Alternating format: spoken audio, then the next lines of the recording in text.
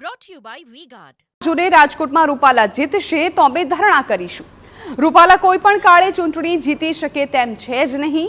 રૂપાલા જીતશે તો મશીનમાં છેડછાડ કરીને જીતશે। રાજકોટમાં મોટાભાગનું મતદાન રૂપાલા વિરુદ્ધ થયું છે। જો જરૂર જણાશે તો દિલ્હીમાં જંતર મંતર પર ધરણા કરીશું।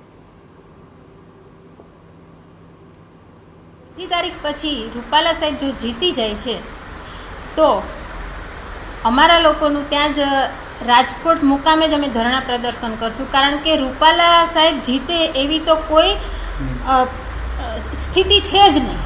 રૂપાલા સાહેબ જીતશે ને તો પણ એ મશીનથી જીતશે, કારણ કે ભાઈ બધા વડીલોએ એટલી બધી મહેનત કરી છે રાજકોટમાં કે રાજકોટના સૂત્રો અમારા કહે છે કે રૂપાલા કોઈ દિવસ જીતી ના શકે।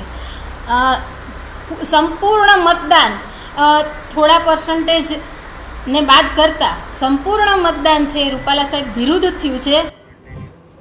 આંદોલન ભવિષ્યને લઈને પણ ક્ષત્રિય સમાજમાં જોવા મળી રહ્યો છે વિરોધાભાસ। એક તરફ થોડા દિવસ અગાઉ ક્ષત્રિય સંકલન સમિતિના પ્રવક્તા કરણસિંહ ચાવડાએ આંદોલનને હાલ પૂરતો વિરામ આપવાની જાહેરાત કરી હતી, તો માત્ર 2 જ દિવસમાં હવે કરણી સેનાના રાષ્ટ્રીય મંત્રી પ્રજ્ઞાબા ઝાલાએ આંદોલનના વિરામની વાતને ફગાવી છે।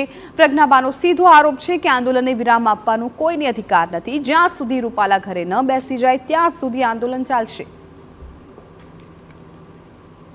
અમે આ આંદોલન છે એને વિરામ આપીએ છીએ। અત્યારે મને ઘણા બધા મિત્રોએ પૂછ્યું કે આંદોલન પૂરું થઈ ગયું?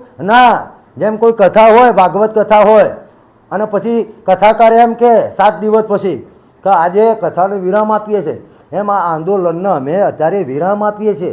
કોઈ સમાજ એવું ના કહી શકે કે આના બધા પ્રશ્નો પતી ગયા। આંદોલનને વિરામ કોઈ પણ હિસાબે આપવામાં આવશે જ નહીં।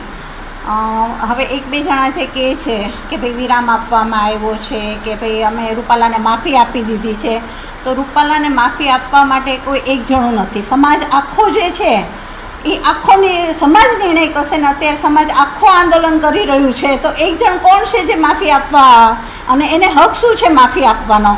તો રૂપાલાને માફી કોઈ પણ હિસાબે મળશે નહીં। અને જ્યાં સુધી રૂપાલાને અમે ઘરમાં બેસાડી નથી દેતા, રાજકારણમાંથી એ નીકળી નથી જતા, ત્યાં સુધી અમારું આંદોલન ચાલુ જ રહેશે। Brought to you by V-Guard.